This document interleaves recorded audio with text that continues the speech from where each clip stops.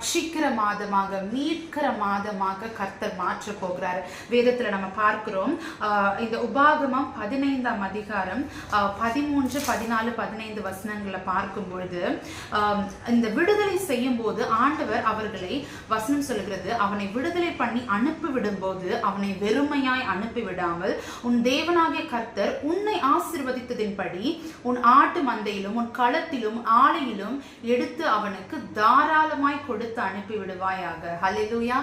ஆண்டவர் என்ன சொல்றாரு அப்படின்னா, விடுதலை பண்ணும்போது ஓகே, ஆண்டவர் இந்த 7வது மாசத்துல நம்மளை விடுதலை பண்றாரு. நம்ம இவ்வளவு நாட்கள் ஒரு கட்டுல இருந்திருக்கலாம், ஒரு பிரச்சனையில இருந்திருக்கலாம். அந்த பிரச்சனையில இருந்து ஆண்டவர் நம்மளை விடுதலை பண்றாருன்னா சும்மா நம்மளை விடுதலை பண்ண போறது கிடையாது. விடுதலை பண்ணும்போது இந்த வசனத்துல சொன்னது போல அவர் நமக்கு தாராளமாய் கொடுத்து நம்மை விடுதலை பண்ண போகிறார். ஹல்லேலூயா. எஸ், வேதத்துல நம்ம பார்க்கிறோம், இஸ்ரவேல் ஜனங்கள் எகிப்திலிருந்து கானானுக்கு அவங்க போகும்போது ஆண்டவர் சொல்றாரு, அவன் தன் அயலகத்தார் இடத்துல போயிட்டு நீ போய் கேளு, அவங்க உனக்கு கொடுப்பாங்க. நீ உழைத்ததற்கான காசு, கிட்டத்தட்ட 435 வருடம் அவர்கள் அந்த எகிப்து தேசத்துல அடிமைப்பட்டிருந்தார்கள். அவர்களுடைய உழைப்பை அவர்கள் சுரண்டி கொண்டிருந்தாங்க.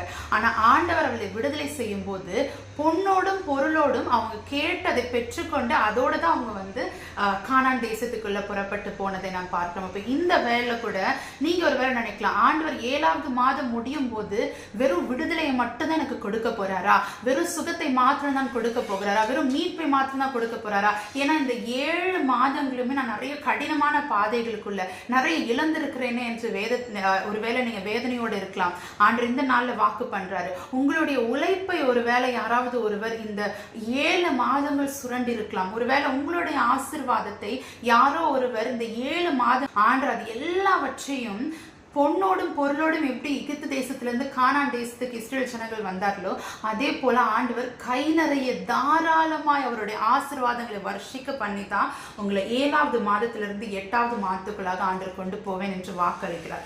ஸோ இந்த ஆசீர்வாதத்தோடு அந்த விசுவாசத்தோடு இந்த 7ஆம் மாதம் முடியும் போது அந்த பரிபூர்ணத்தின் மாதம் துவங்க போகுது. பரிபூர்ணத்தின் மாதங்கள் நமக்கு துவங்க போகிறது.